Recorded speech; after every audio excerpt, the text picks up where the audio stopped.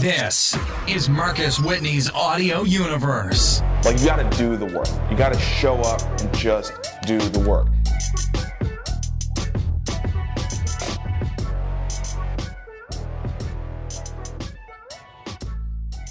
What's good? What's good? Welcome back to another episode of Marcus Whitney Live. Hope you had a great weekend. We're able to recharge a little bit and come back, hit it hard this week. Or if you're taking some time off, it is August. I know there are those folks out there who are taking time off. And then there are those people who are doing double time because school is back in and you are, working with your kids. Oh, my guest got the audio on. Basically you're doing double time because you got your kids in school, remote, or some kind of blended thing, and you're working. Regardless, I hope you're doing well, and I hope that you are, entering this week with high spirits. How many people can say that they not just launched a tech company, but had an acquisition? Now, how many people can say that they launched a tech company and had an acquisition during a pandemic? My guest today can say both of those things. I'm super excited to have him on the show today to talk about what that experience was like, sort of his road to get here, talk about entrepreneurial ecosystems, and sort of about how this moment in time, this pandemic, this moment of awakening around justice and equity actually is driving some industries forward. So without further ado, my man, Rod Robinson. Rod, what's good, man? Welcome to the show.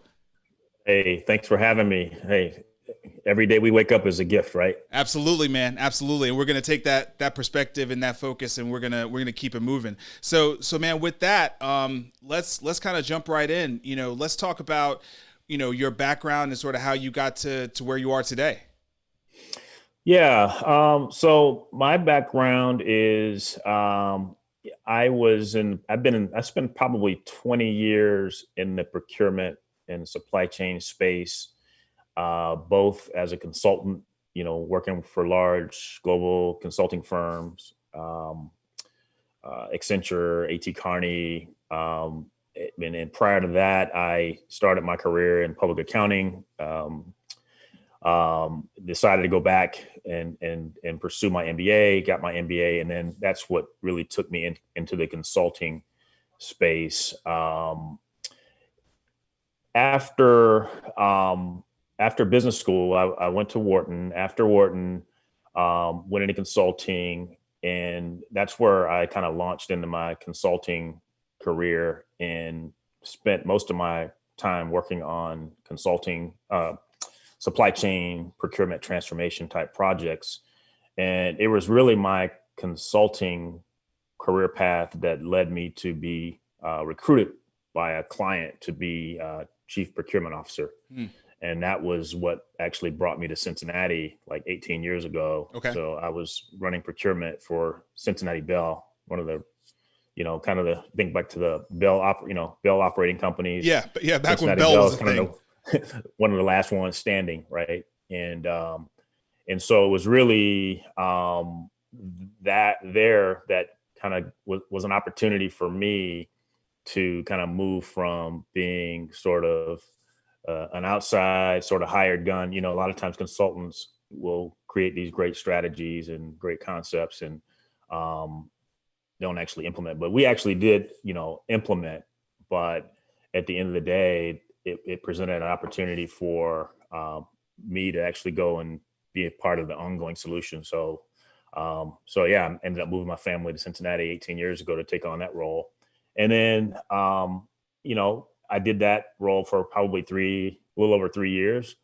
And then I got the itch to start my own company, actually doing more consulting. I actually like the idea of solving problems for people. And that's essentially what I was doing in my role at Cincinnati Bell, is helping them centralize procurement. Telecom was becoming a very commoditized industry, and companies were looking to take costs out of the supply chain. So it was a great opportunity for me. And so I felt like, once we kind of achieved some of those objectives that were kind of hanging out there for me, took a lot of costs out of supply chain, helped to, transform the procurement organization from very kind of technically driven to more strategic.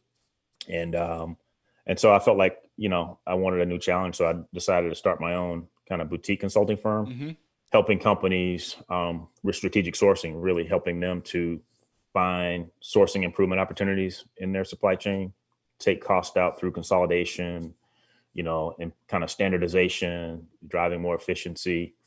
But one thing that I grew passionate about was companies were talking about supplier diversity. And it's something that I remembered when I was at Cincinnati Bell, where we had specific targets that we had to hit relative to spending with diverse suppliers, ethnic diverse, gender diverse, veteran-owned businesses.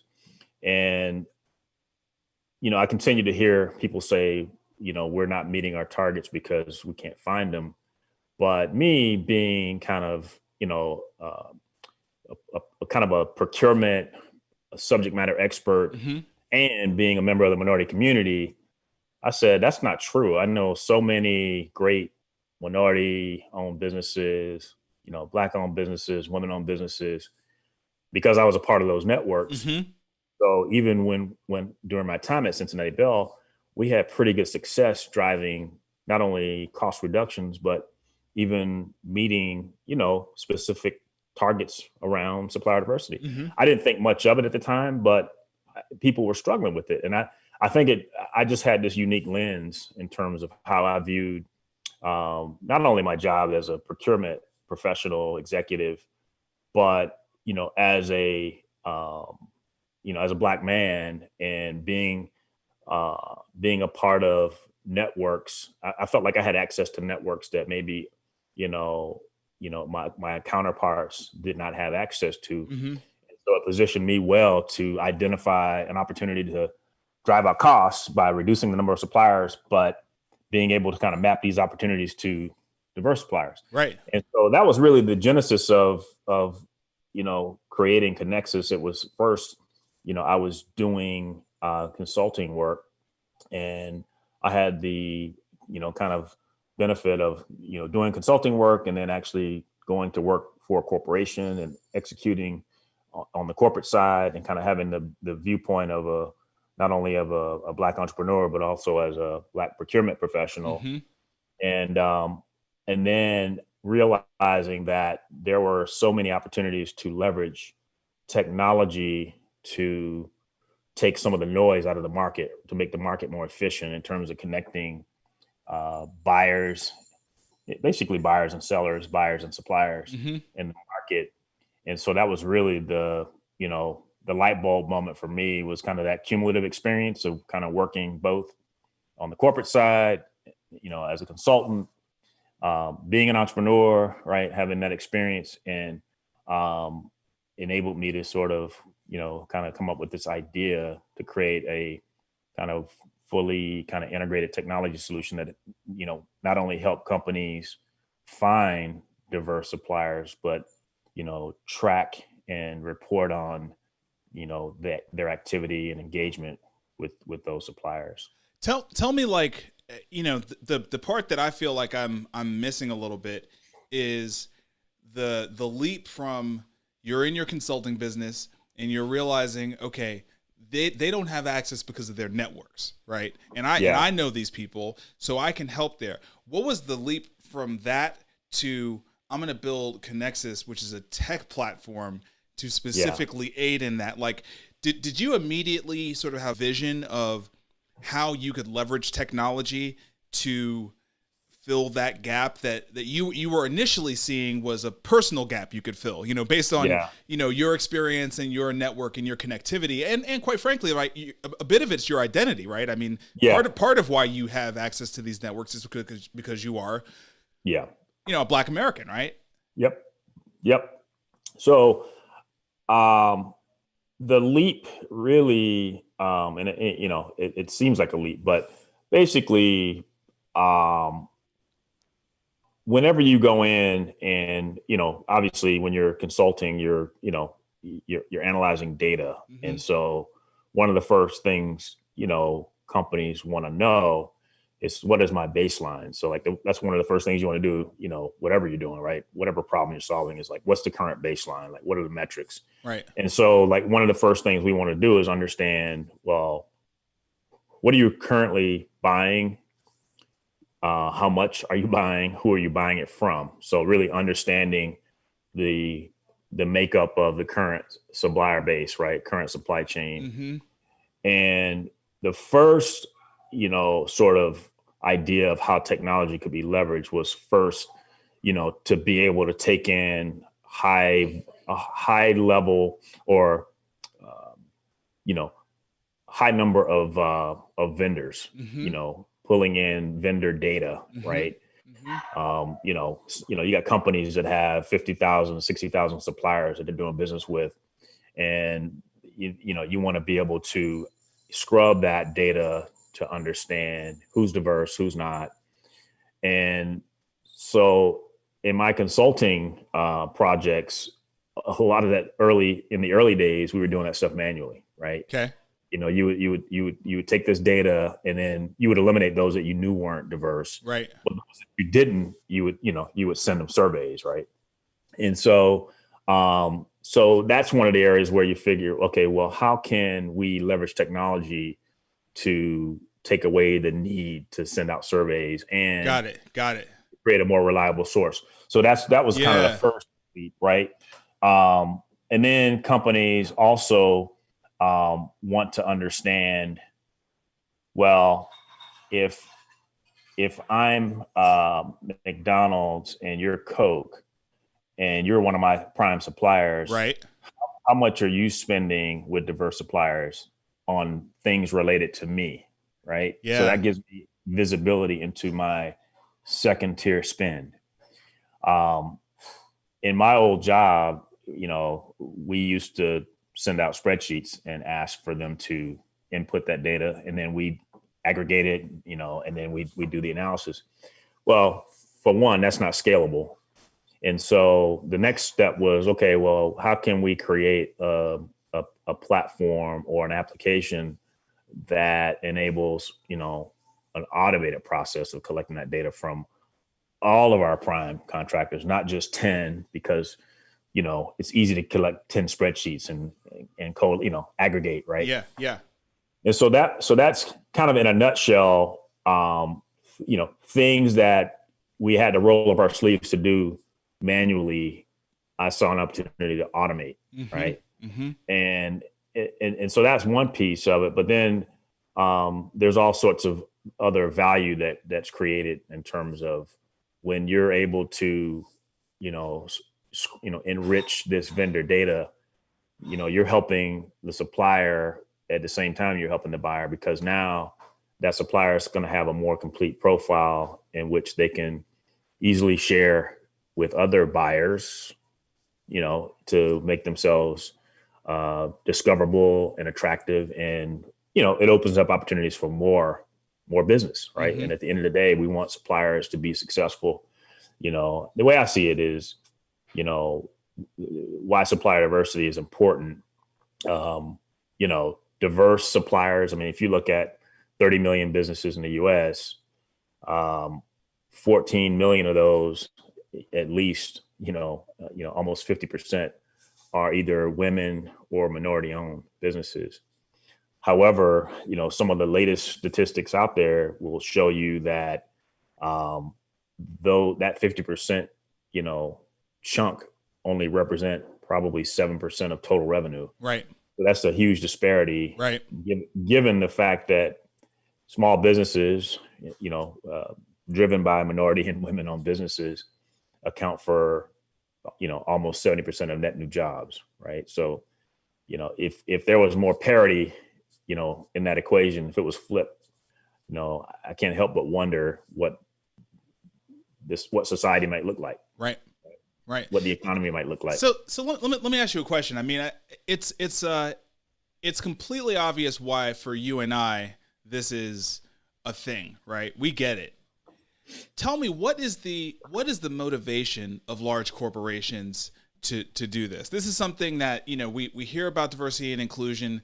And now, Yeah. you know, diversity, equity, and inclusion, right? You know, we hear about this, and you're not just talking about first party, you know, diversity among suppliers, but you're talking about sort of downstream, like, and I see these questions in questionnaires from time to time. It's like, you know, do you subcontract the work? You know, what percentage of the subcontractors workforce or subcontractors are in fact, you know, women or minority owned businesses? But like, what are all these statistics amounting to? What are they adding up to? And you know, like, I would love to think it's purely because everyone understands it's going to result in a better society, and business performance will be better because you'll have diverse thinking, diverse ideas, all those kinds of things. But like, where the rubber meets the road, what is the reality of what is driving companies to want to hit these metrics that they have also historically year over year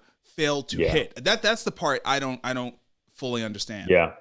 Well, I mean, I'll come from two perspectives. You know, one is, you know, driving, you know, as a former chief procurement officer, you know, having a more open and inclusive supply chain, this, you know, regardless of how I look or how I feel, right, about, you know, intrinsically about, you know, parity. At the end of the day, the more people I have competing for my commodities and services, the more opportunity I have to find, you know, new suppliers that I may not have heard of, more innovation, you know, fresh ideas, right? Maybe access to new markets that I didn't, you know, never thought about, right? I've seen supplier diversity programs deliver, you know, this wasn't planned, but I've seen situations where an organization just happened to be an IT outsourcing organization, developed a relationship with a minority-owned IT firm. This minority-owned IT firm actually had access to a pretty sizable GSA contract. Okay. They really couldn't deliver on it. They couldn't deliver on it on their own. So these guys invited this larger IT outsourcing firm to be, you know, a part of it. So they actually subcontracted to the this larger firm who they had just brought in as a vendor, right? Yeah. You know, internally, and this created a contract opportunity in the tens of millions of dollars for both of these organizations, right? Yeah. But again, this was something that, like, when I was actually in, you know, kind of advising on this opportunity, this wasn't even something that we planned on in terms of value. Like, this vendor was actually bringing reduced costs and a capability that they desperately needed.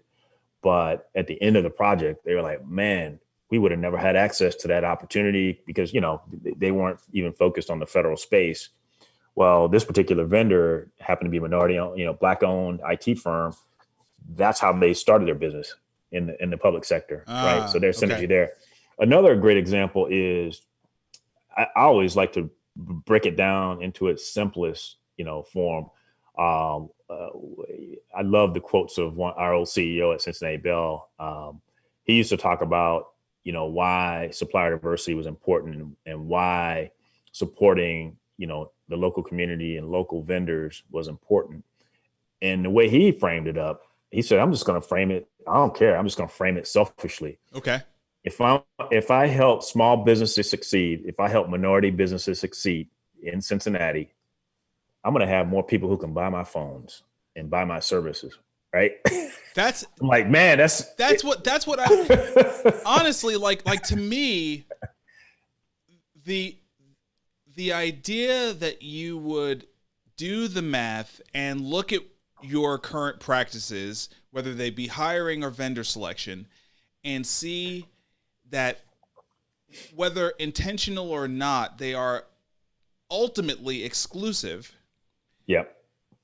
That hinders your business performance. At the end of the day, it hinders your business performance. If you fully understand that a business is not operating outside of its community, it operates sort of in tandem with its community, right? And for large, for the big companies, their community is the whole country, right? You know what I mean? Like, if you're that big, then you need to be looking at performance across the whole country. And you need to be looking at huge socioeconomic disparities and saying, man, I can have an impact on this. And as a result, I'll have more customers. Yeah. People don't, for whatever reason, people don't like to connect those dots. There's no reason why you should not connect the dots, right? I mean, I don't know why. I mean, sales is just the opposite of purchasing, right? Right. At the end of the day, it's just the other side of the handshake. So, but people don't like to connect the dots. I mean, there's nothing wrong with, if you're building a business case, to build the market access business case, market development, right? You're developing the market, right? So, but I don't know. I don't know why. When you figure it out, let me know. Well, look, man, let's transition into your business and the fact that you were acquired in the middle of a pandemic. So, because I just think like that's incredible, So just tell that story.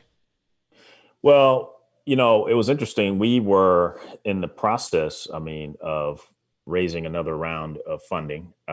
So let me step back. I mean, I founded Connexus in 2010.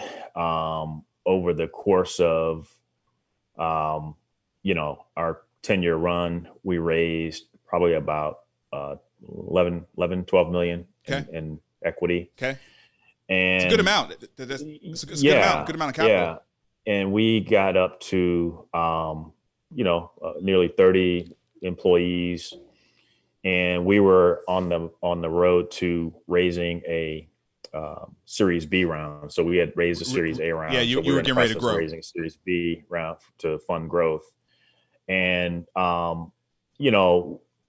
we're a procurement platform. So we had partnerships that we had established with larger kind of procure to pay, because our platform, obviously, we're focused in helping, with the supplier diversity and inclusion piece. And we've built up a valuable database over the course of that time, and pretty impressive customer roster. Mm-hmm.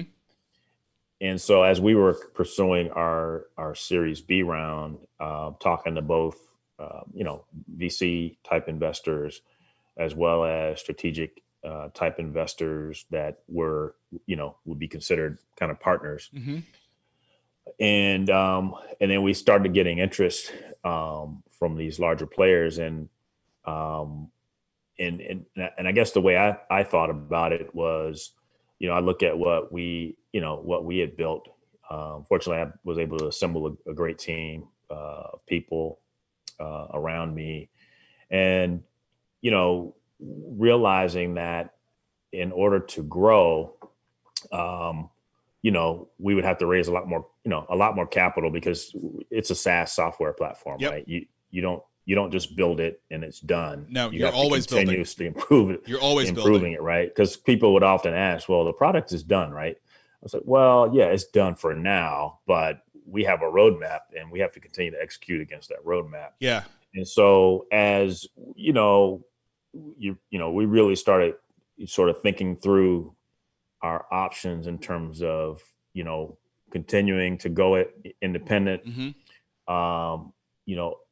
Or looking at the opportunity that we could have to really kind of push this vision a lot faster, right? With the larger player, with a lot more resources and a lot more synergies. I mean, we brought to the table, this engine, kind of this data collection engine that enabled us to quickly take in large volume data, and then, quickly provide a company with their baseline. But we really weren't doing any spend transactions. The magic that has been created combining Coupa, and Connexus is now Coupa is like, one of the world's largest kind of business spend management platforms. Now, we're sitting behind, an organization that manages almost 2 trillion in purchasing transactions across the platform. So now we get to marry our suppliers, with that access. much broader ecosystem. Yeah. That is the Coupa BSM ecosystem. So that's where I get excited because, I view it as we now get to really continue to Connex's mission, but at an accelerated pace on a much larger scale. So that's what really excites me. Yeah, that's huge. And is there anything about the demand from this moment in time, as everyone has started to look much more at equity, that maybe accelerated that decision for Coupa and Connexus to combine? Well, you know what? We started. That's interesting. It's interesting you asked that because we started the discussion well in advance of the pandemic. Right. Okay. I mean, it was definitely ahead of the pandemic. Yeah. We worked. We happened to work the deal through Zoom, basically. I mean, I had met the head of M&A in person before. I visited Coupa's offices before. It's so funny. But these are things that people said would never happen. Yeah. Right. You know what I mean? Doing these kinds of deals. Yep. Through Zoom. It's just. Yeah. And here we are. Deals absolutely. Getting done. I mean, I think it speaks to the power, and I give credit to the Coupa team as well. I mean, I think, Coupa was born in the cloud, right? That's one of the advantages of Coupa. It was born in the cloud. So, our software could even be deployed virtually. So that's, it's no wonder that, it's kind of business as usual. Like, are we going to let, a pandemic stop us from, what if we have to live like this going forward? Right. I mean, we might as well adjust to it. But, so yeah, I mean, we got it done, and I tell you what, it's been, such a great fit culturally. It's been great for our customers, great for our employees that, are now Coupa employees. So really just a win-win for everybody. But yeah, we're able to execute on a much, broader scale now. That's awesome, man. I think so many people, when they think about an acquisition, are obviously thinking about sort of the financial opportunity. Obviously, you raise money. I know your investors, they invest for a return. But for you to really just talk about how this partnership has created a much, much bigger opportunity for the people that you're seeking to serve, I think is amazing. And I think it's the thing that most people don't think about is how can two companies really, really help each other to deliver on the value that they're promising in the market. And I think, Coupa obviously saw in you that you had really developed this ability to bring in diverse vendors successfully. And really it was just a matter of growth at this point. If you're raising a Series B, it's just a matter of growth at that point, right? And so what better way to grow? Raise more money or just go with the market leader, right? Yeah, I mean, it takes a lot. I mean, and it takes a lot of time as well, right? I mean, and if you're really all about like solving the problem, which I was, like, that was one thing as we were looking at, other potential partners. I've seen like too many, great innovations come and go, right? You get, some companies acquire companies just to kind of shut them down. And definitely seeing that. And that's not the case here. I have the honor of really, sort of, carrying the mantle of driving, supplier inclusion across the Coupa ecosystem, from a go-to-market, from a product perspective. I mean, at the end of the day, I would love to be able to help guide, a big chunk of that 2 trillion, to, underrepresented businesses, right? Black businesses, minority-owned businesses, to really drive economic impact. So, really the question that I'm answering is, how do we do that? How do we help our, clients meet their collective supplier diversity goals, right? Supplier inclusion goals, and not just domestically, but globally. And then how do we help, US based, minority businesses do business abroad, right? We got customers that are global. They're buying stuff all over the world. Yeah. Right? So let's not just think about the world as the US. Let's think about the world as the globe. Right. Man, that's amazing. We had another topic, but we're not going to get to it. That's 30 minutes, man. That was awesome, man. We'll have to follow up on entrepreneurial ecosystems and sort of, the work that you do there. Yeah, absolutely. No, absolutely. I mean, at the end of the day, I like to mentor. I mean, I do it because I love to do it. And obviously I get even more calls now. I think it's important to, some people say, I can mentor like once I kind of get to this certain point. No, I think you should be mentoring every day along the way. Cause, to the extent you can help, because we all make mistakes, right? Yeah. I made a lot of mistakes for sure. Yes. And I think it's important to share those learnings on a daily basis. None of us are perfect. And so I think that to the extent I can help, up and coming entrepreneurs avoid the mistakes I made, I want to do that, because where I've already bumped my head, don't bump your head, make another mistake that I can learn from. Right. So let's not do that. So, I mean, like we also often try to teach our kids, right? Oftentimes, our kids will listen to, our friends, more so than us. Yes. A friend of mine asked me to talk to his son about something that, it's like, didn't you tell him? He said, yeah, but he won't listen to me. He'll listen to you. Right. So, right. But I think it's important that we, it takes a village, right? At the end of the day. And I think that's what we need to be. Man, that's the perfect ending note. Rod, thank you so much. Everybody out there, the dude is on LinkedIn, Rod Robinson. He said it multiple times. Listen, he is inside of Coupa, the market leader right now, charting a path on how to help route $2 trillion of managed spend, working with those clients. This is a guy who you need to track. You need to understand sort of how this company is evolving. If you've never heard of Coupa before, go on LinkedIn, go follow that company, learn, educate yourself, and understand, that this is a global opportunity. All right. So go follow Rod out there. And thank you, Rod, so much for being on the show. The book, Create and Orchestrate, everybody is out there in stores. Grab it if you haven't already. The podcast, Marcus Whitney's Audio Universe, everywhere that you subscribe and listen to podcasts. And you can follow me online at Marcus Whitney, wherever. And that is it. Tomorrow's episode is postponed, so I'll be back on Wednesday with another episode. Until then, let's build a new normal, y'all. Peace.